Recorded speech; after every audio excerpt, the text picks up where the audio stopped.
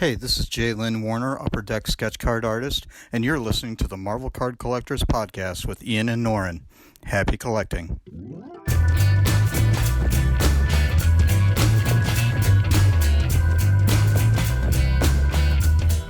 Hello everybody, my name is Ian Taylor and welcome to the Marvel Card Collectors Podcast, brought to you by the Marvel Cards Fan Collective.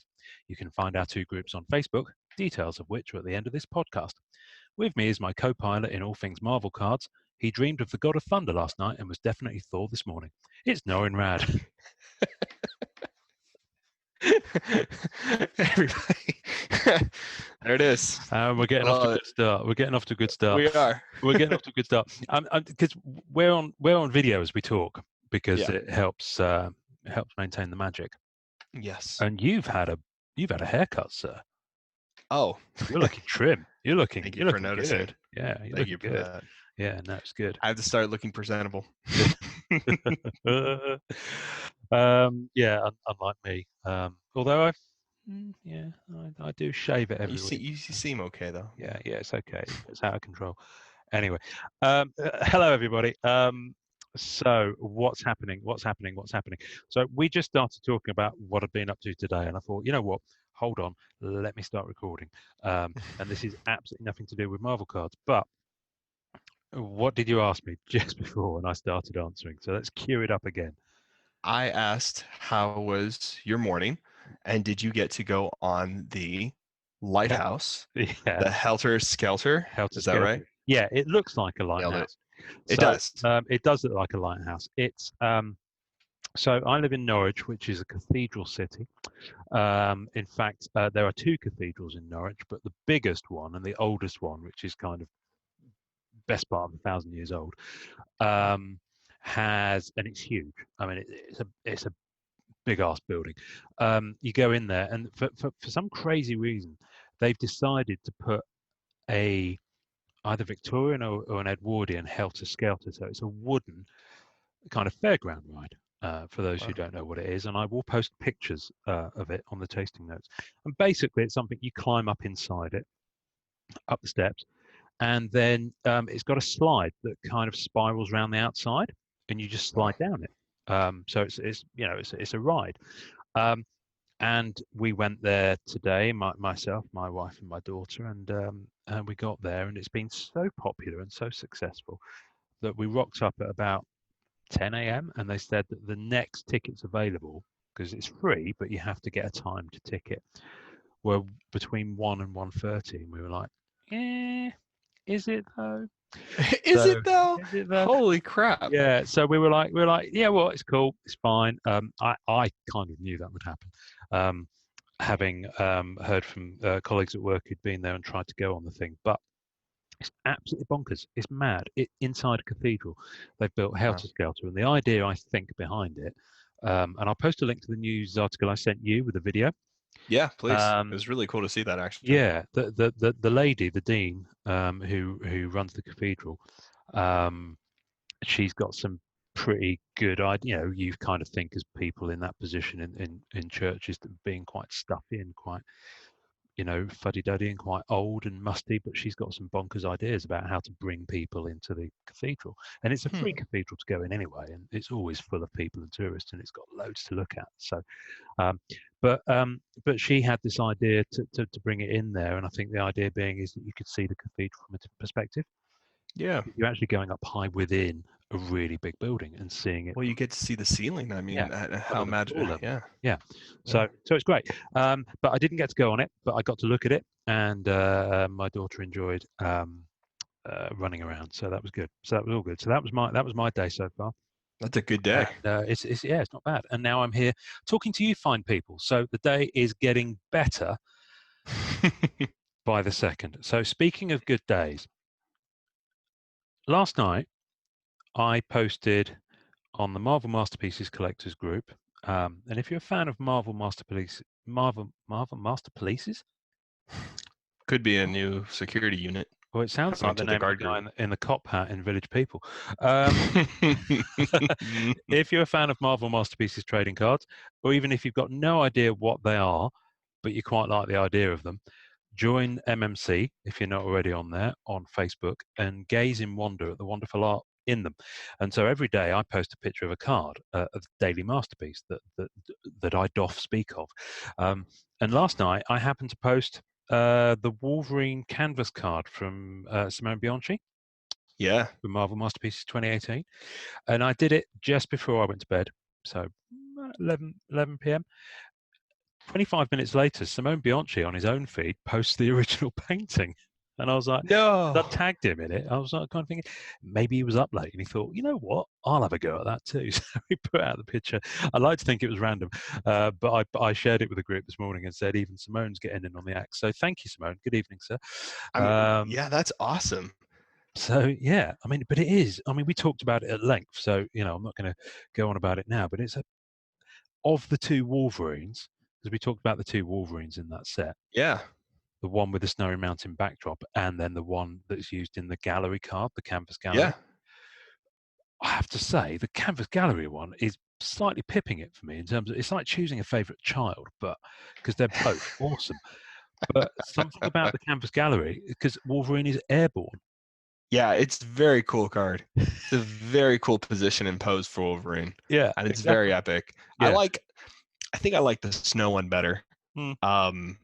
Just because I like how cinematic it is. It feels very cinematic. Yeah. But I mean, the pose for Wolverine that's in the canvas, I mean, he nailed it. Yeah. You know what I mean? Like, he captured Wolverine in both cards extremely well. It's very cool. I mean, listen, this time next week, the mountain one will be my favorite again. So, I do the same thing. There's a hair's breadth in it. They're both gorgeous, and I will very cool cards. Finish this podcast. I will sit there and rub them both with a diaper. And I also wanted to mention that we had something bonkers happen on the groups, mainly MCCW, which Marvel Card Collectors Worldwide, which has people literally from all over the world in it, and is for all Marvel cards, not just Marvel Masterpieces. This has happened before, but it was Magneto Day. Yeah. Right? Now, this is absolutely crazy and bonkers, and believe me, it wasn't planned. But oh my goodness, next year it will be. So on the 14th of August, which is Wednesday just gone, it just so happened that a couple of people posted high-end Magneto things, either a painting that someone had just received and someone else posted a sketch card or delivery. And I think a third person posted something. So I think it was just random. But guy in our group who's mad on Magnetos, Matthew Miller, posted a GIF of Stewie from Family Guy. Like watching things go past and said, this is me watching all the Magnetos fly past today, because obviously he owns none of them because other people are posting them. And I said, I made a comment. I think I said something about, oh yeah, it's okay. It's we'll have to have a. There's been so many of them. Today's Magneto Day, meaning the Thursday, the 14th of August. And I posted this when I got up in the morning on the Thursday, which is the 15th of August. And Matthew was clearly in bed at that point because the time zones, he's in the States, I'm in the UK. By the time he woke up, group members had taken the ball and run with it. Hashtag Magneto Day. By the time he woke up, I counted over 20 posts of people posting on both groups, hashtag Magneto Day, and just sharing stuff. It just went. And it went. And my goodness, did it go. And I think I looked at the stats for the group, and I think by the end of the day, it had truly gone viral. There were even people on Instagram talking about it. Oh, how funny. Wow, that's so crazy fun. Someone had posted, so someone in the group who's got an Instagram feed had posted something they put in the group, but they put it on Instagram as well. And they go on hashtag Magneto Day. And other people were saying, it's hashtag Magneto Day? I have no idea. And they went off and posted stuff for their own. Yeah. So cool. So there you go. And I was like, and some of the guys in the group were going, oh yeah, we should do this, and we should have like hashtag character day, and you could we make it a regular thing. And I'm like, I love the idea of that, but I have to say, it's one of those beautiful lightning in a bottle moments that I think if we did it all the time, everyone would kind of get a bit cheesed off with it. Yeah. So I love the fact that it's happened organically, and I've Yeah. no doubt that it will happen again, because back in March we had hashtag Thanos Day. I remember people went out that too. Yeah. Yeah. Not quite as cray as this time. So No. I think those dates are now locked in the same way that in a sports team, when a famous player leaves the sport, they retire that number. Yes. Those days are locked. The 15th of August will henceforth always be hashtag Magneto Day, and March I don't want to say this now because I'm worried that I'll get it wrong and people will write it down. I think it's March the 2nd or March the 5th. Yeah. But I will. Maybe there's a calendar function in Facebook. Yeah, it is. It is. Well, yeah. I also need to because Alan. Good evening, sir. Alan Michael. Fun guy. AKA Alan's cool guy. Green. Did say he runs a group and you can put topics into the group. Okay. You can tag posts with topics, but doing it retrospectively is going to be a bit of a chore because I'd have to go back through all the posts. So I think the easiest thing to do is hashtag Magneto Day. Even Tom Fleming, friend of the podcast, I know, got in on the act. That's when I flipped out because I kept catching it because I was running around, and then finally I saw Tom on there and I was like, what? And then I had to go through all the posts and be like, okay, this blew up. Pretty cool. It blew up, and I think phones were pinging left, right, and centre all across the world. So thank you for that, guys. That brought a nice ray of light, and that's exactly the kind of fun that this is all about. We all got to show off some marvelous cards, although a lot of it was sketch cards that people were sharing, which is absolutely cool in the game. Mm-hmm. I put some base card stuff in there because I only do Black Cat sketches, so that's my bag. So, but it was fun. So that was good. And then what else happened this week? EPAX crashed. I saw that. So those who've been listening, and even those who haven't, because it's still true, even if you haven't listened to it, every Monday for the past 4 months, Marvel Weekly, which is a series that's released, funnily enough, weekly. What a crazy concept. I know. I know. I don't know if it's going to catch on or not. Someone got a promotion for that.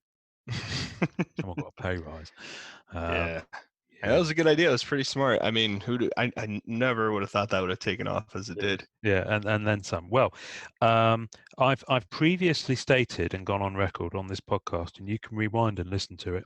Well, not rewind, not on this episode. That I found EPAX to be a pretty stable platform and a pretty reliable platform. I've noticed it's gotten buggy over the past maybe month, 6 weeks. No criticism to Upper Deck. These things happen. They might have been doing some changes back end. They might have had some hosting issues. They might not have had enough bandwidth available. They might not have sort of spooled up some more servers to cope with the load of an on sale, effectively, which is what it is. I see it in ticketing when a major band goes on sale and the ticketing websites crash. Yeah, it happens all the time. And it's kind of like it kind of shouldn't happen. Yeah. But it did. It's gone slow on previous weeks at 9 a.m. Pacific when EPAX goes, Marvel Weekly goes on sale. It's gone slow, but this week it probably took me best part of 50 minutes to make a purchase. Wow. 5-0. It was crazy, and it was unnecessarily stressful as well. So, well, it was the first time we saw Hulk, right? Come into the Marvel Weekly. Hulk's a pretty I mean, Spider-Man was the first one. There weren't a lot of people who were keen on Marvel Weekly yet. No one had started really thinking of it as a set to kind of jump in on while the going's good. I don't think people understood. I know a lot of people I speak to. One of the first things they asked me is to explain EPAC to them, where they can get Marvel cards. And I think Hulk I think that was like the perfect storm of everybody was ready. People are huge fans of Hulk, and they just want to get those variants. And I think that because of the traffic, the site must have crashed. I think it's that. I think, to be fair, I had seen it gradually get a bit slower on the last 3 weeks before as well. So Yeah, I think it's popular now. yeah, Really. no, I think but I noticed it when Upper Deck did a sale of non-Marvel products a couple of weeks back. I also noticed it when there's a series called Good Wins, which I don't fully understand. It's kind of half sports, half entertainment. So it's kind of Goodwin. Yeah. So like, kind of a variety set, I guess. So I think you've got hockey stuff in there, but you've also got random stuff like Jennifer Love Hewitt autographs. Yeah, you got some like autograph collectors, and I think always go for that type of stuff. Yeah, exactly. And I noticed when that went on sale, it did the same. So I think it's a combination of load, and yet Hulk is incredibly popular. But I think they've just underestimated maybe, or they're going through some upgrades, or they just hadn't quite got the balance right, whatever it is. But I guess whatever it is, Upper Deck, I still love you, but sort it out, please, because it's just really, really, really stressful going through that. And I've seen more than one comment of people saying that they're going to stop bothering with Marvel Weekly because they don't need that stress. I mean, honestly, I don't know if that's an empty threat. I mean, honestly, are they posting those? That's true. I mean, is someone else posting these on eBay? Like, are these pretty popular on eBay yet? On the Well, what I've seen this from the other angle as well. I've seen sports people buying them to trade. They've no interest in it, but they're buying it because they recognise that it's hot, and they're doing it to trade. And I did the same. I bought a couple of packs of Goodwin when it was released. Pretty affordable. And the day it was on, I just posted on. There's a forum thing on ePacks. It's like a rolling feed. So it's you kind of only scroll down as far as the top 10 posts, and beyond that, it's a bit, you get a bit lost. But I've noticed people pull packs of the hottest thing, be it sports or Marvel or whatever, and then say, I've got some of this available, I'm trading for this. So they go after the thing that's popular because they recognize that it'll be good trade bait. Yeah. Which makes sense. Yeah, I mean, it is. I mean, I it's weird. When I first started out, and this comes back to like the 101 conversation we had. When I first started collecting, I didn't do trade bait stuff. I basically just got what I wanted. And I don't know if looking back, I don't know if I would have done it any differently. Because trade bait can really bite you. You know what I mean? You can it can really bite you. You can be holding on to a card forever. Just because you perceive someone else wants it. And I know people have done it to me, where they see a surfer or something like that, and they just picked it up because they want to get it. And then 3 months down the line, they offering it to me for 3 times the money they paid for it. I mean, the offer, the upcharge is insane. And I just tell them straight out, I'm just like, I'm not interested. And then 6 months later, they're posting it on eBay as a buy it now or bid it, and I eventually get it cheaper. But I don't know, man. Trade Foster, I don't like to mess around with that stuff, honestly. The only time I might do that is with a Marvel Masterpiece line. Just because I know masterpieces will technically maybe hold their value a little bit more in terms of trades and cash. Depends. I don't know. So I'll tend to take the risk on that, but I haven't done any of the Marvel Weekly stuff. I really haven't. I have one card, and that's it, because I bought one pack. Back in the other day, but that's it. And I love the cards. I really do. I actually think the design that Upper Deck did, like how you have the picture of the card inside, and then you have the kind of the sketching kind of thing on the border, and stuff like that. I think the negatives are nice too. I think it's a great looking set. It is nice. It is nice. I think someone in the group, Stephen Bagley. Good evening at Bag of Fleas. He has had some cards physically shipped to him. His negative variant Spider-Man, I believe I saw. And so I asked him, how are they physically? And he said they're about 35 points. So that's kind of the thickness of Marvel Flair in the 90s. so pretty decent, kind of thickness and quality. Didn't, and I think he said he was going to follow up with some more stuff, but I didn't see it. I'm not saying he didn't do it, but I haven't seen it. But I kind of just wanted to get a sense of if it was glossy and what kind of finish it had and that kind of thing. So, which is still pretty hard to tell from just static pictures. So, are you slightly disappointed? No, not at all. Not at all. I'm glad it's not as thin as. I'm glad it's kind of that thickness, because that was kind of the notch up. That nowadays they're like doorstops. The 100-point or whatever they are. Seriously, man, you could strap 5 of them to your feet and get onto fairground rides at Disneyland. It's so thick. But in the 90s, of course, they're all like the standard thickness, whatever gauge. Is standard thickness 35? No, it's not. 35 is Marvel Flair, which was thicker. So that's what I'm saying. The Marvel Flair was kind of the current premium card thickness. Yeah.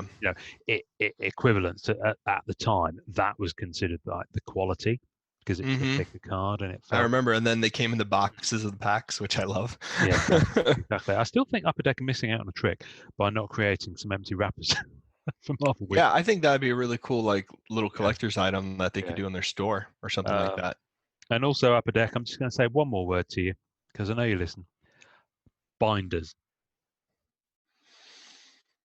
Binders. I'm just going to leave that there. You know what I'm saying. Especially you, Mr. Upper Deck. So they do such good work too, and they do those lithograms. They do. So they have the ability. Yeah, they knock out some cracking stuff. I guess with the binders, it is a physical thing, so you can't do it on e-packs. So no, you do it on their store. They do tons of stuff on their store. They're always trying to get people to go on there. Yeah, but what I'm saying is, it's not a tradable thing. Oh, I see what you mean. It would literally be a retail shop window purchase, straight off shipped. So I guess from that point of view, it's a bigger outlay to make them. You've got to do a minimum order. So it may be the mass just doesn't work out on it. I don't know. But please do it. That'd be really cool. Even if they did some like retrospective ones and made them for older sets that never had them. Yeah. You'd shift them, say 500 units of each. Mm-hmm. They'd go. Really cool limited thing. I'd buy them. Yeah, absolutely. I would as well. Especially they've got the Marvel Masterpieces license, so they could quite happily just do, a binder for each year. Mm-hmm. Yeah. With modern production techniques, I'm sure it would be a pretty sturdy affair. So I think it'd be really cool, actually. So petition your local government representative, folks. Write to your MP or your whatever it is over there, senator. What is it in the US? Is it a senator, or because in the UK senator? Members of your congressman. Yeah, congressman is district, isn't it? And senator is state level. Is that right? Yeah. Right, there we go. So just write to those cats and ask them to petition Upper Deck. That's a great use of government. Political sway. Yeah. Don't help any of the poor kids being separated from families at borders. Jesus Christ. To Upper Deck. Yeah, let's not go there. Otherwise it'll be a different type of podcast.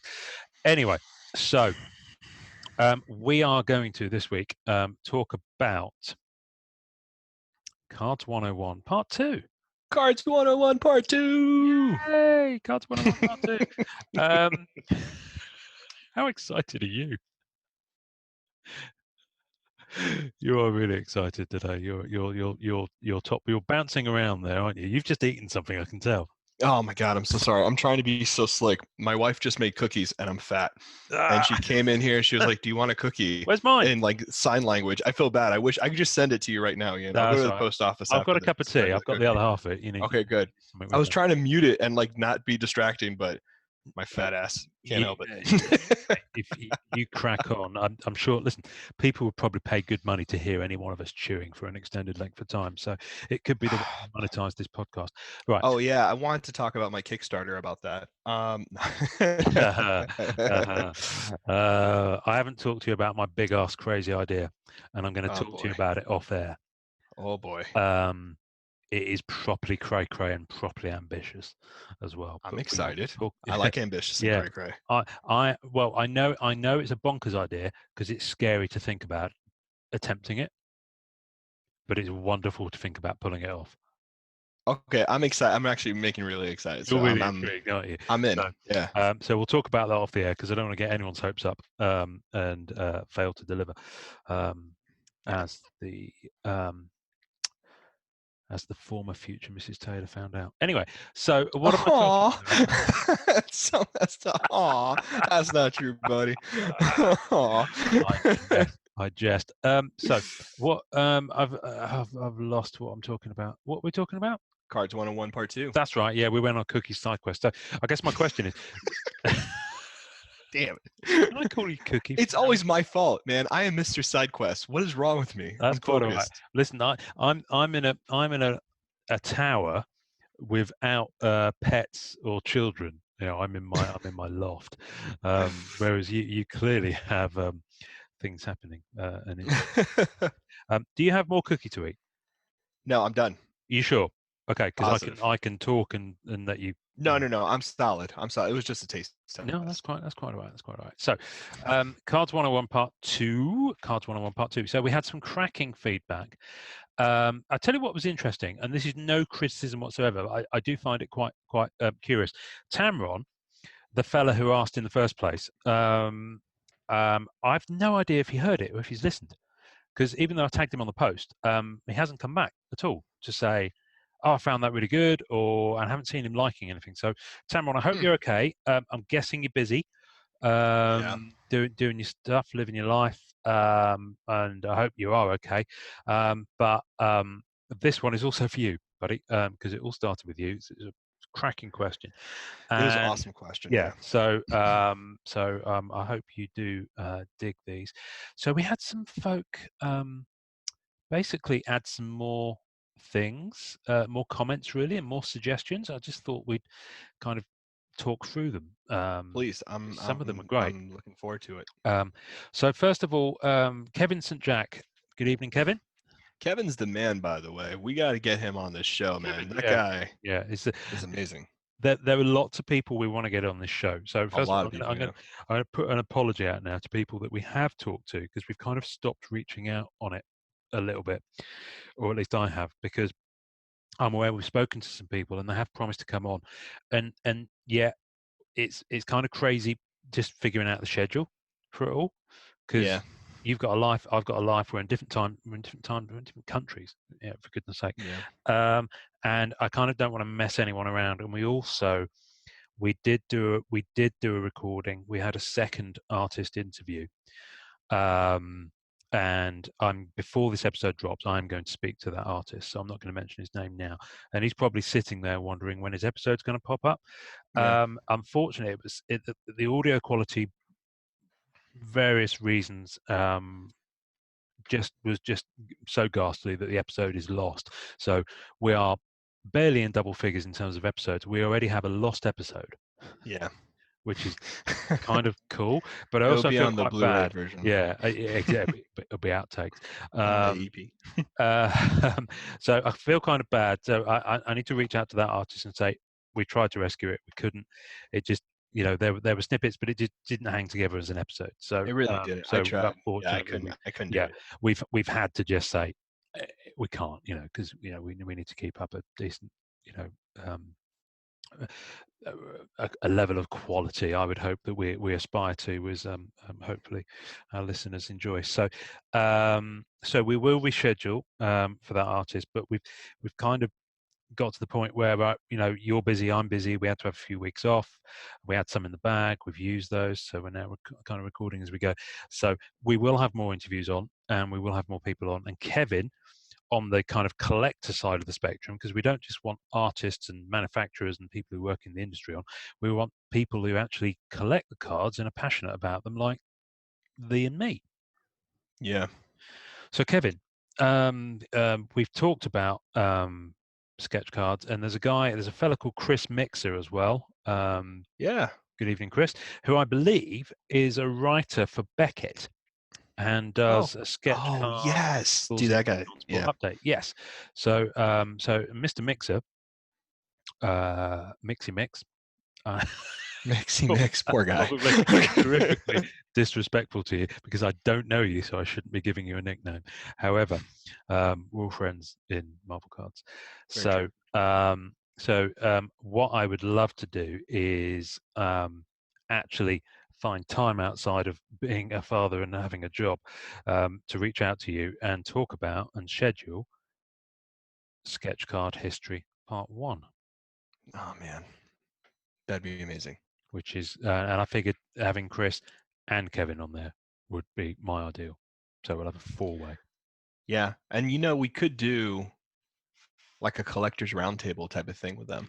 Oh, we're gonna do. We're gonna do that. Yeah, this one I want to the sketch card history.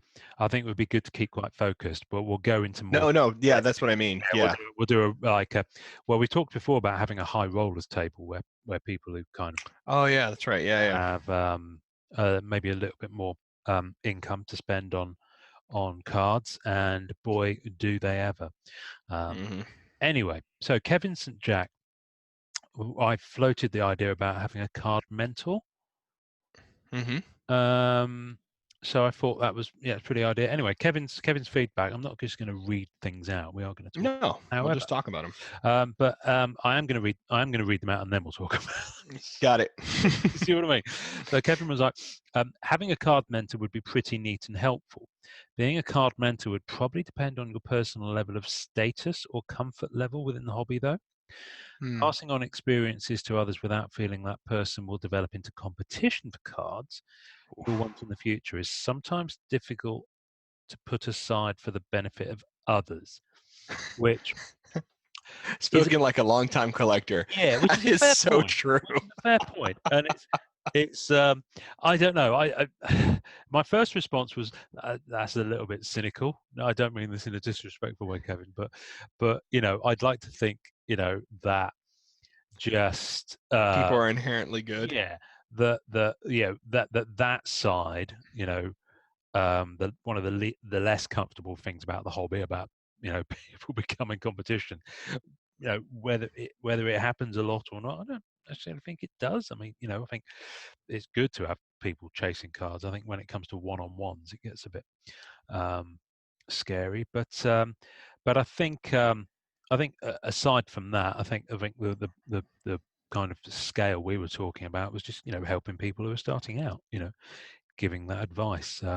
I think it's interesting you brought out status in the hobby. I think status is something you probably other people maybe place upon you rather than something you necessarily regard from your own perspective. I don't know. I think we put ourselves out there, but I'm nowhere close to being the most knowledgeable guy about cards out there. And and you know what? I don't think that matters. I think if you know a lot about cards, great. But I don't think you're any less of a collector if you're starting out, or if you don't know much about them yet, or necessarily more of a collector if you've got encyclopedic knowledge about it. You do what you want to do. You do as much as you want to do for the hobby and figure it out and research and all that kind of good stuff. I think card mentorship can be more simple than as intense as it can be. Because and it's a different perspective too. Like Kevin dabs in quite a lot of good stuff, you know what I mean, like stuff that I wouldn't even like go into collecting, you know what I mean. He knows quite a lot of the history, especially sketchographs, which are the first sketch cards around, and those collectors are pretty locked into the game.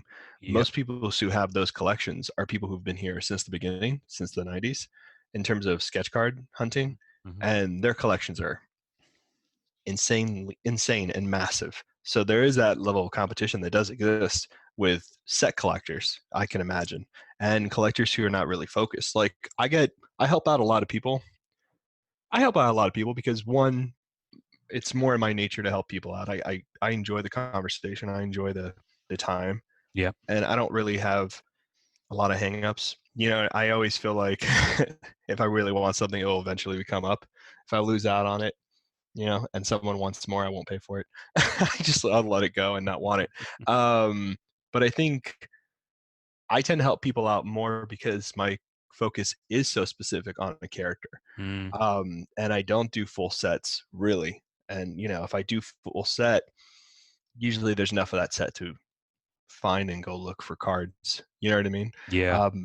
But I think it just depends on the help. I think being helpful in any hobby makes the hobby stronger, better, and more friendlier. Yeah. Yeah. Yeah. I think nothing annoys me worse than when someone, just because I think it goes back to that whole thing about being a bit of a douchebag to people. If the first thing, if someone's fairly new to a group or a hobby and they're asking a question and the first comment is, well, why are you posting that, or go and check eBay or something like that, that's not helpful. Well, someone just did that on Blowout. I was cracking out because someone just did that on Blowout. Did you see this? Some person asked about sketch cards. Oh, yeah. I did. This douchebag it was a pretty funny comment, but a pretty douchey thing to do. Yeah. He posted a video of like someone going to Google, typing sketch cards and hitting enter. And it was an instructional video on how you find out more about sketch cards. And I was just like, Jesus, man. Yeah. It's a form. You're going to have people who ask those questions because that's the resource. There's no reason to be But the thing is, so cold. It's one of those things. That person, whether they do or don't decide to stay in the hobby or go after sketch cards, will not remember the 20 positive comments and helpful comments. Right. They'll it will be that one negative negative comment. Right. And if they then go away from the hobby, and that's their kind of takeaway from the hobby, you've lost them. So it's kind of arse hattery is the word I'm going to use for that. That's a good one.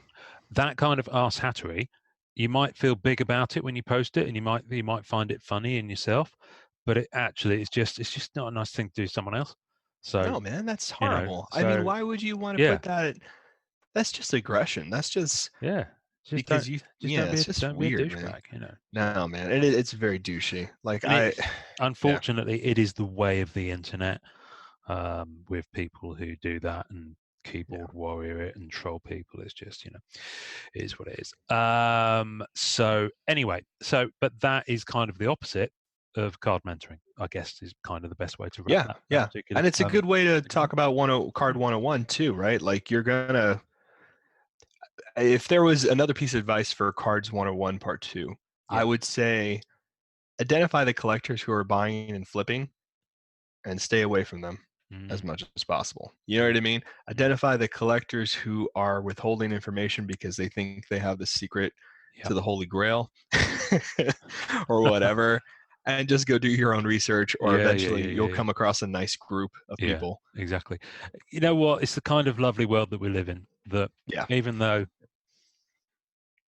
there's not going to be an episode go by without him mentioned. Joe Jusco, good evening, sir.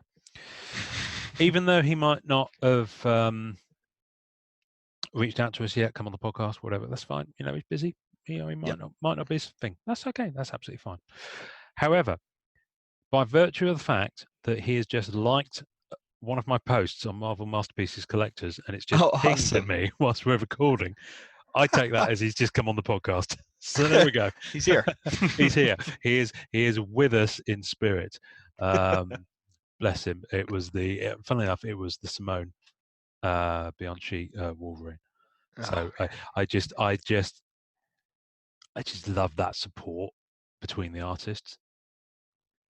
It's just the way to do it, man. I mean, it's such a small hobby to like, it's so nice to have that connection. I mean, they do that in the statue community. Yeah. You know what I mean? Like you talk to the sculptors, you talk to the designers, and people follow the hobby groups. And they learn about the product and they get excited about putting out better products. And it's a great symbiosis, I think, for any hobby. I just thought that was cool. It's nice to see. Joe could be doing 101 other things right now, but he's chosen to just hit the like button on a post that Simone's tagged in, and we'll see. So, and we had some more feedback. We had instantly someone asked a question. Andy Talaga. Good evening, Andy. He was asking about top loaders. which size is best for the 2018 Marvel Masterpieces, which isn't my area of expertise, as we talked about when we were talking about storage. I don't kind of generally do the magnetic one-touch top loader things. But instantly, other collectors jumped in and just helped him out, which was cool. So the answer to that is 100 point. 100 point for 2018 Marvel Masterpieces. I imagine that would be the same for 2016. We should put a cheat sheet. We should. Well, yeah, it's the list of things that I would like to do. Yeah, let me put it out here. Yeah, I need to put, Marvel Masterpieces collectors, I did a group index where I kind of put links to posts where things had been discussed and shared. Oh yeah, that's right. But for Marvel card collectors worldwide, I've not done that. But the number of times, it's kind of an FAQ thing, kind of a help guide, an index. Yeah, it is the index, where people can go and say, okay, there was a conversation about storage here, there was a conversation about pockets here, and people posted links to products, and just kind of pulling that together. Yeah. Into one, but all right, okay, so click here to go and see where we talked about this. Click here to go and see where we talked about that. But just in the year and change that the group's been up, just the volume of great stuff on there. It's kind of like where do you start? But it's one of the things I do want to do at some point. But hey, the group has a search function, so there is that. But anywho, so. Kevin again. Kevin, he's all over it. This is great. Yeah, man. Kevin's on it. So he's referenced you in the first part of Cards 101, saying about not rushing in to buy when you're a new collector. He goes on to say, I've seen many new collectors over the years go all in on a product, character, and or high-end sketch cards and inserts, and then feel burned out and leave the hobby within a couple of years. Yeah. Which I have to say, I've seen that happen in other hobbies. I don't think it's unique to Marvel cards, but it is, and I think it's possibly a personality type thing to do that. Yeah, I think it's a set exhaustion too. I see a lot of people collect like a full set, like go ham on a full set, and then they won't touch another set. One, because they're recuperating. Two, because maybe they have doubles they can't sell, or they see the set price drop, or whatever they're disappointed or happy about. I think people come at hobbies very differently sometimes, and there's different things they value. Some people value like an investment value. You know what I mean? Like they love the art, they're really excited about it, but then if they start seeing it drop, they lose interest. Or they see another set and they're like, oh man, that's something I would really want. Yeah. And they offload the current set they have. Yeah. I definitely see that set exhaustion. I know I got exhausted with artist proofs, APs. When I first started out. Yeah, I went pretty ham on contacting every artist I could find. Commissioning, you mean? Commissioning, yeah. Yeah. Commissioning for APs from artists. Just because I was finding artists I really liked, and then there were certain cards I couldn't get my hands on. Like I really like Toma's art quite a lot. Andre Toma, who I'm a huge fan of. And, some people like, some people don't. That's kind of like what my collection is. It's not everybody's likes. It's more sketchy. It's more lines. It's more ink. Eclectic. Yeah, that's more of my style. That's what my eye draws to more, because I like seeing not only the process, but I like seeing the ideas. I like my imagination doing more of the work than seeing everything pieced out for me. Yeah. Does that make sense? Yeah. So maybe not quite so finished and polished.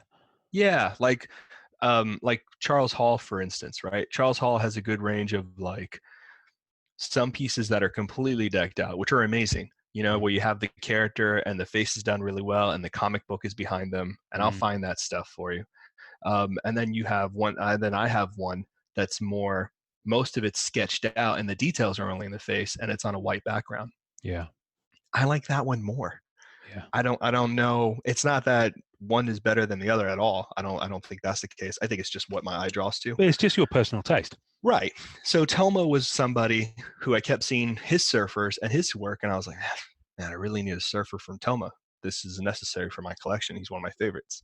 So I couldn't get a hold of a card that was surfer and Toma, because those were gone and nobody was giving those up. So I eventually commissioned him. I commissioned him 3 times. Wow. To do 3 different cards. I don't know what happened. I was just into it. I was doing it. And out of the 3, I picked one that I liked the most, and I kept the other 2 for quite some time until someone wanted to trade or whatever. And I was okay with letting go of the artist proof, even though I don't like doing that. I like usually keeping all my APs. But yeah, I eventually traded the other 2 and only have kept 1 now. Yeah. And that was the first one I got from him. And I saw the first AP he gave me, and I was like, oh man, this is really nice. And then in my head, I was like, maybe he can do one like this too. Maybe he can do one like this. Yeah.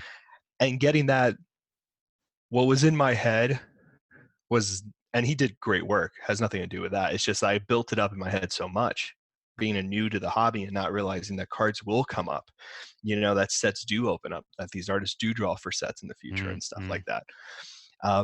Given I had known that, I probably would have done the 1 commission, waited a couple of months, be excited about the card, and, take a break from getting more and more commissions. But that's just my opinion. Some collectors, I know some collectors attach themselves to artists. Like I know someone, and I won't give out his name, but he's doing, or the artist, because I don't want to, jeopardize the big vision he has for his set of his sketch cards. But he's locked himself into one artist, and he's doing a 9-pager. And a lot of collectors do that. I think it's great. I think it's great to be that close to artists and get that kind of vision sketched out.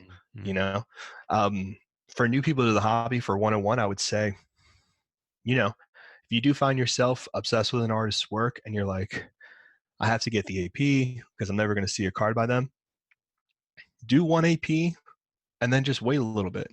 There's no reason for you to like frantically feel like you have to get everything under the sun by that one artist just because you feel like that card will never come up. Yeah. And let the artists do their thing in terms of what you're commissioning. Try not to be too picky. I've realized in my experience, the more picky I am in terms of what I envision for the card that the artist can do is not always the best thing to the artist. I have to say, all of the in fact, I've got a couple of things to say. First of all, if you've still got contact with Mr. Andre Toma, reach out to him. Yeah, because guy needs to maybe see if he'll do an intro for the pod. Who knows? Yeah, he might do that now. And maybe you want to come and join us in the group. That'd be lovely to have him. We'll say in terms of APs, my favorite APs, and this is no disrespect to the people the few, because I haven't commissioned many. The few I have commissioned versus the ones that are done either as APs for other people or where the artist just did them and then sold them. My favorite ones are the ones that I've acquired where I haven't commissioned them. Strangely, which is odd. I think possibly because sometimes the artist may have had maybe a tiny bit more freedom than what was pack inserted and went through all those approvals, and possibly because just whoever was commissioning the artist maybe had a better vision. The few times I've done it, I find myself stuck for inspiration. I think I was more attached to the process of actually getting a sketch card commissioned than I was actually having a vision of what it could and should look like. Oh, I see. Yeah. I just know. I usually just say, the last time I got something commissioned was a cover, a blank comic cover, a convention last year, and he did it post-convention and posted it to me, but I met him and paid him at the convention, and I sent him a picture of kind of the style of things I liked, the black cats that I liked, which was much more of an 80s kind of outfit and style, because that's kind of my route to black cat. And he came back and I don't remember him giving me a pencil version of it. Actually, I think I just got the finished thing, and so I hadn't seen it when it arrived. So I'm just reaching for it now because I'm going to show you.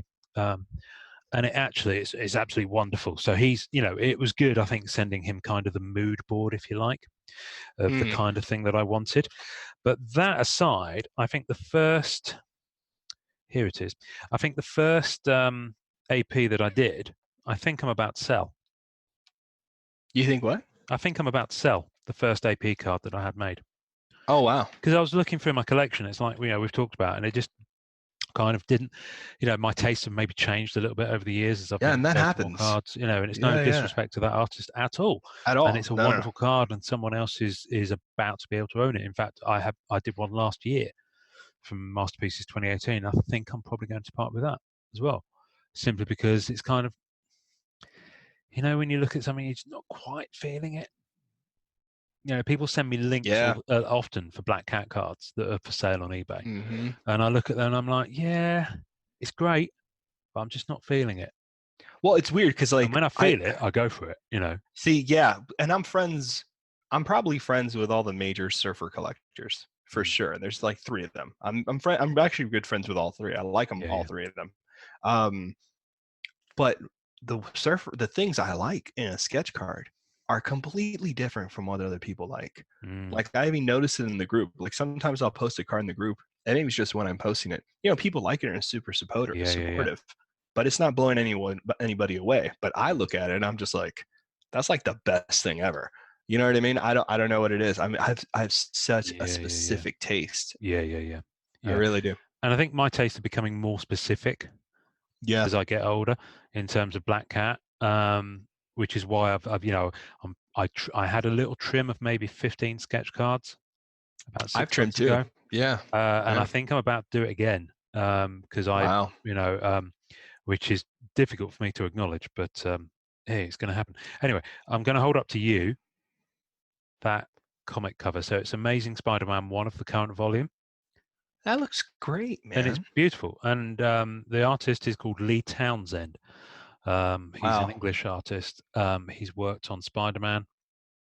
See, proportions, face, everything looks good. Good pop of color because she's in black. Nice centering on the cover. Yeah. Great framing. I mean, that's a great piece, man. Yeah, great rack. Hands down, that's a good looking piece. Great rack. Jesus Christ.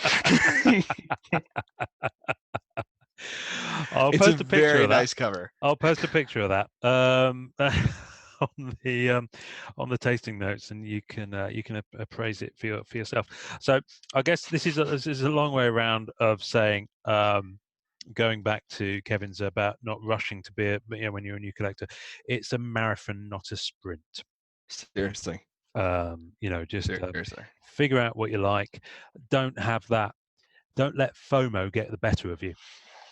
Yeah, because it'll hurt your wallet, and you'll end up with collector's fatigue. Yeah, I was going to say buyer's remorse. Yeah, that's better. I've bought things in the heat of passion, I guess is the best way to phrase it, before, and then I've gotten to the end of it, the process, and I've got it in my hand, and maybe it's sat in my collection for a while, and I'm like, why did I buy that? Why did I spend double on that when I've got that card? I love that more, and yet it was a third of the cost. I don't know. Sometimes you get in the heat of the moment when you're bidding on eBay, and also you freak out because this hobby's strange, right? Because a lot of other hobbies, like with comic books or with statues, I feel like sometimes there's better odds in those hobbies, and I could be wrong about this, where those pieces will come back up. Oh yeah. You know what I mean? Like I feel like the turnaround is not so long. I do feel like with sketch cards, especially sketch cards or red spectrums or printing plates or sometimes even autos, like especially in the MM16, like the silver spectrum autos, those just don't come up. People just hold on to those. There is the risk of never seeing a card again for like a year and a half. Like it can be kind of ridiculous how you'll never see a card. Yeah, longer. Like I feel like certain things just don't come up, and it's probably because, and tell me if you agree, and I think it's because of storage, right? You can store a card somewhere and not like risk losing a lot of space in your home. Like with a statue, you're buying a big statue, you buy another big statue, suddenly that's less space that you can afford to, curate the room better and not have it be so busy. Yeah. And with comic books too, long boxes, CGC, those take up a lot of space. Tell me about it. Yeah. Ian's got like a really awesome space where he's in, where all these awesome collectibles are around. Yeah. But with cards, I feel like they take up less space, so they're not as, I don't know. It's Yeah, not as they much of do. a reminder, They maybe. I do. don't know. I think, but that's the weird thing. I'm now at a point where I'm about to trim my collection again, and this is cards that I've owned for maybe 8 to 10 years. Some of these, and so, but that's the thing. My tastes have changed. So I think you, and I don't know if that's a true time cycle for a lot of people, but that may well be. That's likely to be the case with a lot of collectors, in that Yeah. after a while on those one of one items, those rare items, you might just be like, yeah, I've owned it, but I'm now kind of, I'm thinking my collection's now going that way, and it's kind of curating your own collection. Yeah. For some people, volume is the thing. They just like a lot of cards by a lot of different artists, and anything's fair games. There's different strokes for different folks, I guess. For sure. Which is, I guess the next thing. So, what else? So Kevin also went on to say, suggest some other cards 101 tips. Buy what you like. Mm-hmm. True Good that. You tip. can't argue with that. Try to stay within your means. Oh my giddy Yeah. aunt, yes. Yes. Yes. If it is something you really want, I guarantee you won't regret certain price points. Yes. Or yes. Yes. Certain price points. It depends what you want to do. And getting what you like, that's trickier than it sounds more simple than it actually is, because you don't really know what you like until you see a lot. Exactly. So going to sketchcollectors.com, going to Yeah. comicartfans.com, Yeah. really look at people's collection and really take your time with artists, and also for character collectors out there. Yeah. You might like an artist, but before you commission them or before you go hunting to do a full thing, make sure they do your character the way you like. Oh, absolutely. Yeah. Because I've come into some collector, right? Some artists can do characters better. Like some people can do Wolverine the best. You can't beat them. They just clean house on Wolverine. But you ask them to do something else or some other texture or whatever the case may be, or the female form or the male form. Some people are better at the female form than the male. Yeah. It's you just the preference. Squirrel girl, and they muff it. And they muff it. Yeah. It really is true. You just don't know what the artist is more inclined to do better than the others. Look them up, do your research before you start, commissioning or searching for a character that artist did. Because I've done that. I've searched for months for a particular artist for a character, and I was like, they're going to nail it. They're going to nail it. This is going to be great. I went through the process. I actually went to a commission. I saw the prelims they did for the character, and I was like, shit, I don't know if I really like their interpretation of the character or how they do it. And then I had to slowly back away or eat crow and get the card and eventually sell it, because I didn't do the research and I didn't know. Yeah. That really does happen. So know what you like, meaning, Yeah, I think so. Buy what you like. Also, try to stay within your means is a good one. Great one. And this is not just about one of ones and sketch cards. This is just about what sets you're choosing to buy, or whether you're trying to go for older sets or new sets, or ones with binders or ones without, or whatever the case may be. The Marvel Masterpieces 2018, I spent more than I planned to on 2018 by quite a long way. A lot of people did. A lot of people did. A lot of people got in a nice way carried away with it. I know that I actually did save up for it, though. I sold a fairly hefty chunk of my Sega Mega Drive video game collection to pay for the 6 boxes that I started out with. In fact, I still have a stack of them over there. So if anyone in the UK, ideally, although I will mail worldwide, just at the big things, wants to buy some Sega Mega Drive video games, I'm your man. But yeah, and I did dip into the credit card for some of that, which I'm still tickling away at. So it's one of those things. Try to just be mindful of the fact that you can get carried away, and a lot of the stuff that I did buy, the market's leveled out again now. So actually, even if you sell it down the road, you might not, make that back. So don't be afraid to let a set sit out in market for a while before you pick it up. especially if it's not, one of ones and things like that you're after. 101s and plates, you Yeah. you don't want to let that sit out too long, but you don't want to go crazy on those. Exactly. But, other cards, you wait it out. You go to Yeah. checkoutmycollection.com. Yeah. You're getting half the price of what it is the first 3 months. Yeah, exactly. Some people buy a lot of product just to get the one of ones and the rare stuff, and then that does, by nature of things, put more of Pressure. the more common cards out into the market, and therefore the price of those drops because they want shot of them. So, but I guess this ties into Kevin's next point, which is don't feel pressured to keep up with the Joneses. Yep. Is that whole thing. It's not. It's a marathon, not a sprint. But you're not really. The only person you're racing against is yourself. I mean, you can look at the guy collecting in the next group over and think, oh yeah, I want to be like him. But actually, just do it at your own pace. Do your own thing. Seriously, because it's just not a good idea. Yeah. To compare yourself to others in any sense. You'll just drive yourself nuts. Yeah, you'll drive yourself nuts because there's some people in the group who have insane amounts of things. Yeah. And hell of a collection. Yeah. And you have to take into account many things. Some people are draining credit cards. Some people are been doing this for over 10 plus years. Some people have very, very well paid jobs.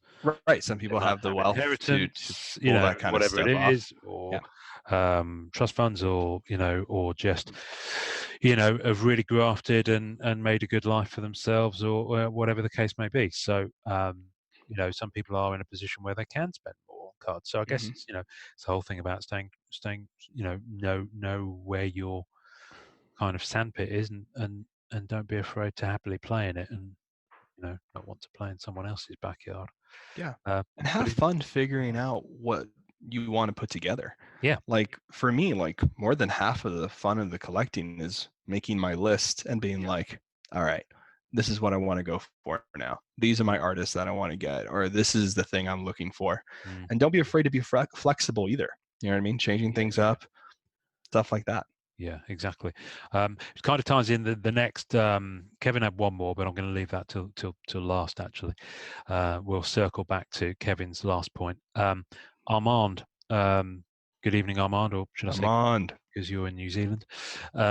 So I've no idea if that actually is correct. He's in New Zealand. He is in New Zealand, yes. Yeah. But whether it's morning there to afternoon now, it might be. Who knows? He can't hear us, so can't answer. Anyway, his first point very much ties in with that. It's not a competition. Collect what you want, which I think, I think is good. And actually, he's got some really solid points here. Don't be a hater if someone has better stuff. There will always be someone with a better card or collection. The grass is always greener, but actually, the flip side to that is, if you've kind of decided to buy what you like and stay within your means, then you should feel less of that. You can still admire someone else's collection without necessarily envying it. I think it's true to say. But I think the nature of of people who collect cards is you'll always be like, mother. Yeah. want what you have. Yeah. Don't honestly too, if there's something in someone else's collection that you're like dying to get a hands on, just wait. Yeah. They'll find something else. Yeah. You know what I mean? It's not going to be a forever piece. Very rarely will pieces never exchange people's hands. Mm-hmm. Very rarely. Exactly. Which ties nicely. It's almost like we planned this. Which ties nicely. Actually, we very much probably didn't both read. No, we didn't plan this at all. On air, as it were. Armand's next point: respect people's wishes that do not want to sell or trade a card. Inquire. Seriously. Keep it moving. Don't berate or insult them. No, don't argue. Also, too, if you don't, okay, a couple of things. I am very much a person who finds something in someone's collection, and I will contact them every 2 months just to check in and be friendly. I'm not. I never got into a thing where someone felt like I was badgering them. I would contact them like every month and a half or every 7 weeks or something like that, if I remember, and just hit them up and be like, "Hey, saw it again, drooling over your card. Just wondering if you changed your mind. Just let me know. I'll be here." And most collectors, what they do is, and this is a nice practice, you say, listen, I know who you are. I put your name with the card. So when I go to sell it, what's your email? I'll hit you up first. That's good practice, in my opinion. That's what I do. Most people don't come after my cards because they're PC, so they're very specific. But if someone wants something, actually I have 2 or 3 of the people, so I put their name to it, and I just like, now I know. It's on my list. It's there. Yeah. If I go to sell it, I'll hit them up and just be nice. You check in every once in a while. That's always a nice thing to do, but the worst thing you can do as a collector, in my opinion, one of the worst things you can do as a collector, in my opinion, other than flipping things, and flipping things, I mean like flipping things. Like you buy something really cheap and it's like $2,000 on eBay. You know what I mean? Not like casual flipping. The worst thing you can do is tell somebody, hey, I want this, name your price. And then they name their price and you're like, that seems too expensive. Yeah. If you're going to commit all the way, because collectors, they all know each other. They won't hit you up again. You know what I mean? Unless someone asks for something crazy, but you ask for a fair price, most people will give it to you if they're willing to sell. I think so. And it's weird. It's like we planned this. Respect people's pricing, especially if you are clueless of the market. See a price you don't like, keep it moving. No need to put in your 5 cents. I think what I'm on means by that is keep scrolling, because I don't think if someone's putting something up for sale, say it's not a one-on-one, okay, because we talk a lot about that, but actually there's a lot of people who don't do that, who don't play in that sandpit. So maybe it's a 1 of 50 or 1 of 25 or just a limited subset, and they've priced it, and maybe you look at it and think, well, that's a bit rich, it's not quite there, but you don't have to comment. Don't comment. If the price isn't right, it won't sell for that person. Yeah, it will just stay on market. But you're not the only person who thought of that. Price bashing, and doing it in a way that, whether intended or not, if you step back and read it, could be interpreted in a way that is rude or just disrespectful. It's just not a cool thing to do. Just gets everyone's backs up, and it just kind of ruins the mood. It also shows your hand, right? It shows that you really wanted the piece, and now you're hurt that you can't get it, and it makes you look bad. Look, there's tons.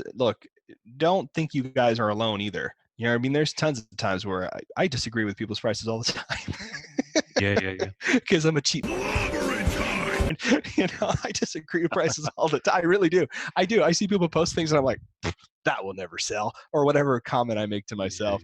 But PM someone and bitch privately. You know what I mean? There's really no reason. If you got something nice to say it. If you got something bad to say, move on. Just keep it inside. Trust me. It's always better to move on. Put it in a drawer.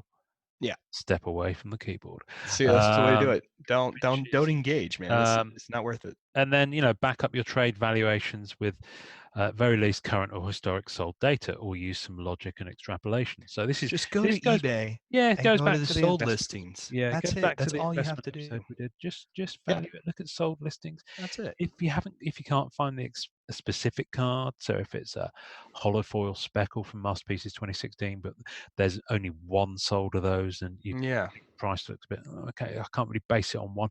Just look and see generally how many hollow foil speckles are selling for. And just do it like that. So at least you can say, if someone does say, okay, I don't think it's worth 70, I'm going to offer you 40. You can say, well, I've had a look at this and I think 50 is fair, or 55 is fair, and you meet in the middle, and you can kind of do that sort of stuff. And it just shows that you've actually thought about it, because ultimately, if you're gonna, this is why I say to people, if you're going to put cards for sale on the groups, don't put them up and just say offers.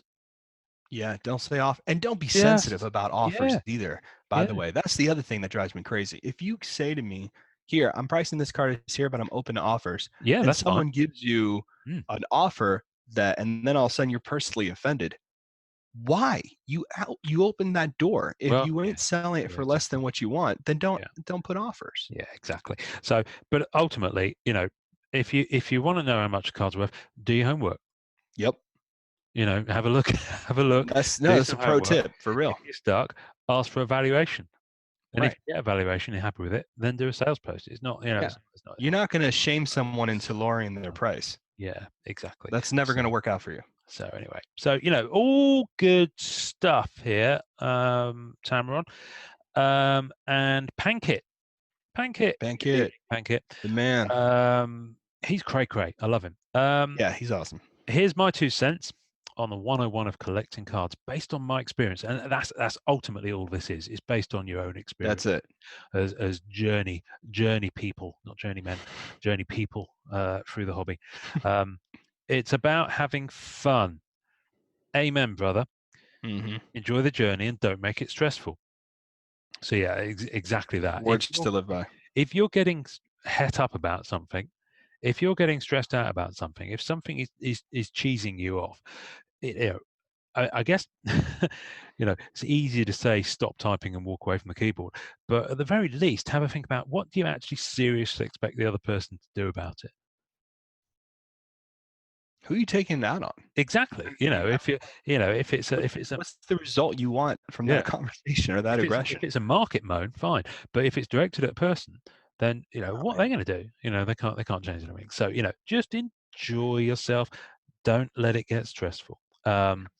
Remember, you and everyone in this community has a life outside the card world.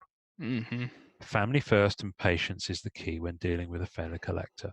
And I would echo this by saying I worked in West End Theatre in London for many years, and still have very, very, very dear friends from that time. And one of the kind of industry legends was a box office manager who, when she was dealing with a customer, probably didn't give what would nowadays be regarded as the best customer service, but she hit the nail on the head completely when she said to that customer, "I don't know why you're shouting at me. It's a ticket. It's not a kidney." So, and she had a point. She had a point. Yeah, it's a major point. It's a hobby. Listen, there are people who have left the hobby for very real and serious, real life, he says with his fingers in the air, reason, because they've gotten sick, they've been made redundant, they've had to look after a friend or relative, and they had to become a carer. There's all sorts of reasons why people come in and come out of the hobby, and people are dealing with stuff outside of being on Facebook or being on eBay or being on Blowout or being on ComC or being on ePacks. It's a hobby. It's a side thing. Yeah. There are people fortunate enough to make their living out of being in the hobby, and they're usually artists or people who make the trading cards or people who or dealers, for example. Yeah. But and that for them people, it might not be the hobby, it might just be their job. So they might not have the same kind of rose-tinted view of it. I don't know. Maybe they do. And certainly on the more business side of things, but certainly the artists, the artists that we've engaged with are passionate and love the characters and love engaging with the collectors. So, it is a community, but each and every one of those people has a life outside. So you just got to be respectful of that, I think. Yeah. No, you said it perfectly. I agree. Everyone is connected one way or another in this niche community. Yep. Word spreads like wildfire, so respect everyone. Now I don't want to make extra work for you here, Norrin, because I know that when we put a bleep in an episode, I know I did it twice already. So if you've already done it, have you? Yeah, it's okay. We're free to go. Okay, never where you eat. I've said it before. I'll say it again. So there we go. I will go down and reference the time codes on this. You're the best. Because you wouldn't believe how many times we have to. We don't have to do any of this. We choose to listen to the episodes. I usually listen to the episodes maybe about 3 times before they go out. Yeah. Which is I don't think I'll ever get over, because it's weird listening to yourself. It's very weird. When I do the editing, it's very weird to have to go through back and hear me over and over again. Quite a lot of the time, I often forget I'll remember key points where we've talked about stuff, but I won't remember everything we said. So it's often actually quite a nice surprise. It's like, did I black really out through this whole experience? To be honest, exactly. no, I'm just kidding. You wake up on the floor surrounded by like, bottles what's in your going on?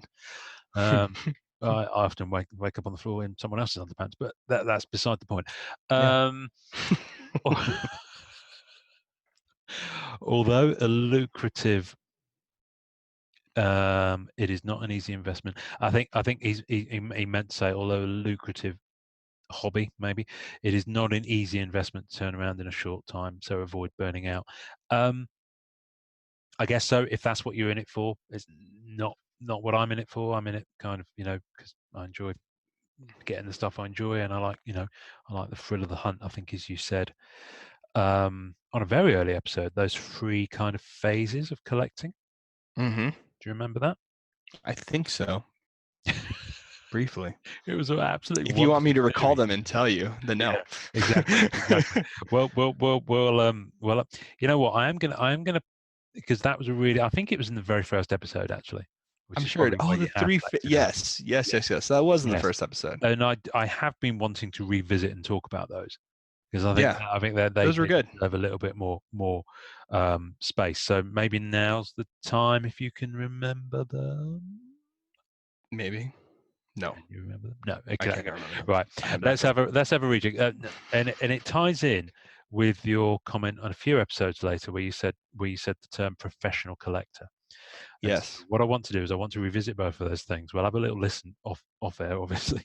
Because I think that there's an episode there in itself where we could discuss kind of, not mentality, that's the wrong word, kind of some of the kind of psychological and the feeling involved with actually chasing, acquiring, owning, which broadly speaking is what you were talking about. Oh, it was trading, selling. It was trading, sharing.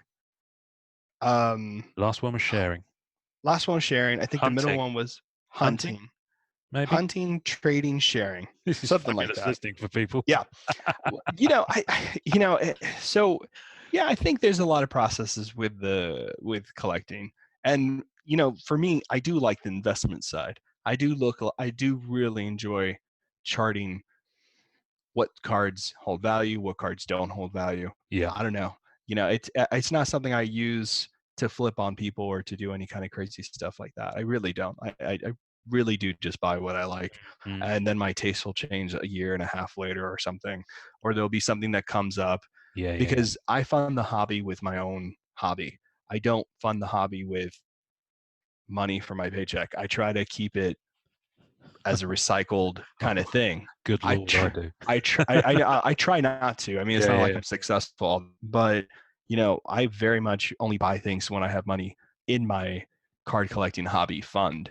Like otherwise, I try to hold off as much as possible. Like there's 5 things I want right now, and I'm not pulling the trigger because I'm just like, I can't do it. You know what I mean? I buy those 5 things, I'm out for like the rest of the year. So I have to like pace myself and figure out what's a priority and what's not a priority in the hobby. So I do think there is really good advice in that. If you don't know yourself, you're going to find yourself in a world of hurt because you're going to be not having the money to make the calls on things that you really wanted. You are going to have a lot of product on your hands that you were only interested in because of hype and then want to sell. There's a lot of different things you kind of have to pace yourself with, in my opinion. I think that's a key to absolutely. And all these things that we're giving you, the audience, this 101s, all these tips, they're not only are they only in our opinion, but we're also thinking about longevity for enjoyment. If you don't enjoying hunting, sharing, something like that. If you don't, if this is, you don't want to burn out whenever you go full ham on a hobby. If this is your thing and you want to be in it and you want to binder it up, get a bunch of sets, and you really want to have a backlog, or you want to collect every artist from each sketch card or every character from a sketch card series. If you have those kind of goals and you want that kind of stuff, that is not going to happen within the year. No. Those kind of goals happen within the 6 months, within a year and a half. It just depends on what you want.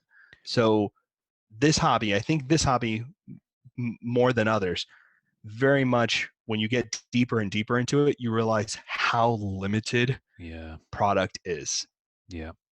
And how limited it and how difficult it can be to get a one of one, or to get even like a full set of something like 95 Mirages or an especially MM96. the older stuff that might not be in such good condition. Right. You're not going to find premium looking pieces. You're not going to find tight corners. You're really going to have, problems trying to figure things out. Yeah.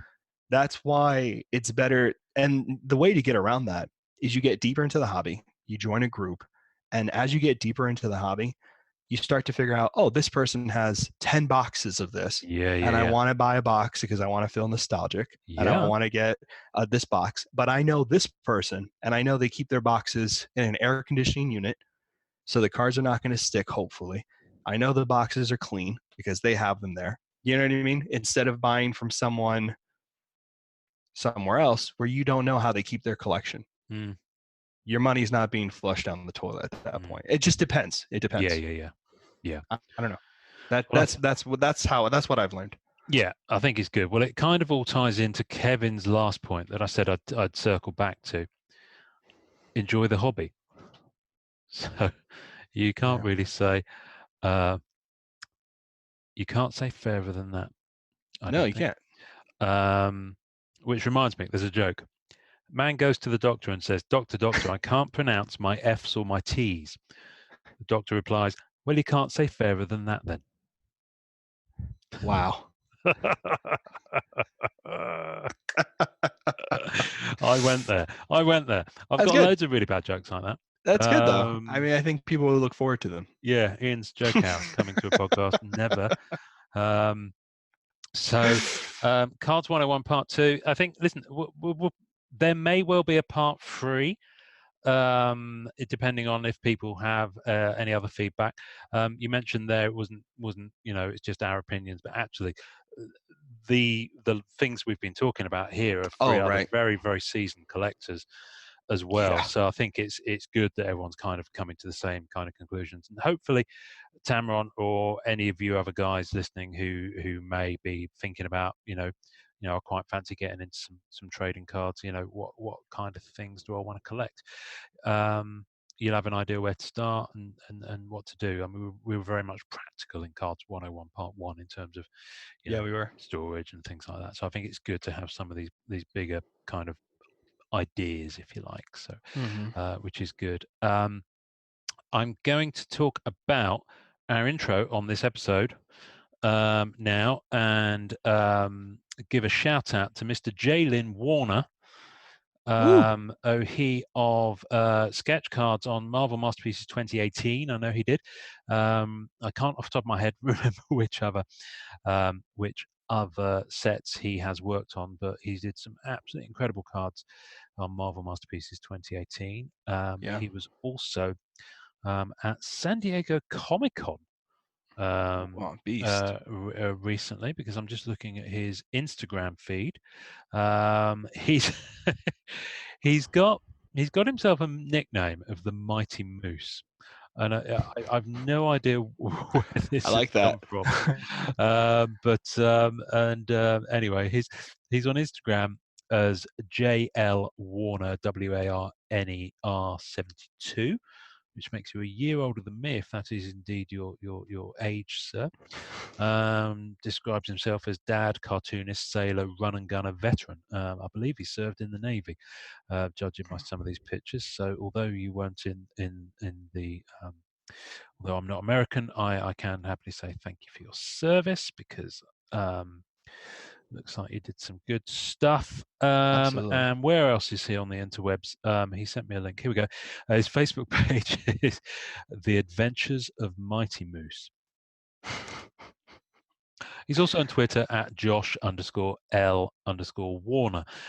We'll be sure to post the link. So thank you, Joshua, or Jay, or Jaylin. I'm not sure how to actually refer to you. I can kind of think of you as Jaylin Warner, because that's your your name in the group and on Instagram. So, but thank you for doing the intro to this episode. And the most recent post on his Instagram actually is incredibly busy with work. We'll post some more stuff when through the projects. ...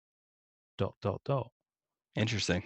So yeah, so it really excited to see that, especially of course if it's Marvel related. So hopefully you'll pop it on the group and share it with us when it's ready to be seen. Well, we just saw. Thank you for your support. Seriously, thank you so much. We just saw a car with that post waiting for approval for Marvel Premiere 2019. Oh yeah, that was subtle, well spotted. Yeah. Who? I'm going to muff the pronunciation now. Malik or Melise Akar. Malik Akar. There we go. I think so. Hopefully. But it says it's a C in the first name, so I read it as Melise. Maybe you're right. Sound. I don't know. I think who knows? Is she German? Is it a lady? It's a lady. Yeah, she's really good. Some representation. Yeah, seriously. No, I mean there's like amazing female sketch card artists. She does amazing work. Yeah, she's one of the top 3 in the industry, in our hobby. She's like holy grail artist. Yeah. And she posted a photo of her cat. Yeah, sitting on a desk in front of a computer, and what was the caption? It was something about approvals. Looking it up now. So, waiting on approval. Waiting on approvals, and just in the background, hopefully not underneath the cat. I think it was behind the cat. No, it was like right next. Is a raft of cards, like done sketch cards. Yeah, and you can just about glimpse some of them, and they're just sick. Quality. And what's really cool, if you look at them up close, you realize that the ones that are closer to the angry cat face, which is pretty hilarious, are 5x7s. Oh, really? Yeah, and the 5x7, she has a Wolverine with somebody in the background, a Captain Marvel with somebody in the background, a Spider-Man with Mysterio, oh, wow. Okay, a Spider-Gwen all by herself. Ooh. So there's some really fascinating artwork and really good-looking characters. We'll post a link to that post. If it's on a public-facing profile, not a private one. Don't know. No, maybe I shared it with the group. Yeah, you did. That's fine. That's fine. That's good. Because some people, it's their own page. Some people it's their own profile rather. Some people have a page, so the art of such and such. So, so I guess it depends how you want to roll with that. And what else? I had a whole list of things to talk about this week, but I'm going to save some. I'm going to keep some in the bag for the next episode. Because quite frankly, it is a marathon and not a sprint. Boom. There we go. Thank you very much for listening, everybody. We'll see you next time. Bye, everybody. Enjoy collecting. Thanks for listening to the Marvel Card Collectors Podcast. You can subscribe via our home on anchor.fm/MCCP. Leave us a message via that link with questions, comments, or just to say hi, and we may even play on the show. We'll also be on iTunes and most other main podcast platforms soon. On Facebook, you can find Marvel Card Collectors Worldwide by searching MCCW, and Marvel Masterpieces Collectors by searching MMC. On Instagram, find us at MMCollectors and at SketchCardHive. The great music we use is called Rocket Power by Kevin MacLeod. Thanks to the collectors, artists, and creators who support the Marvel Cards Fan Collective. We'll see you next time, and remember, it's a small hobby, but a fun one. Make mine Marvel, and enjoy collecting.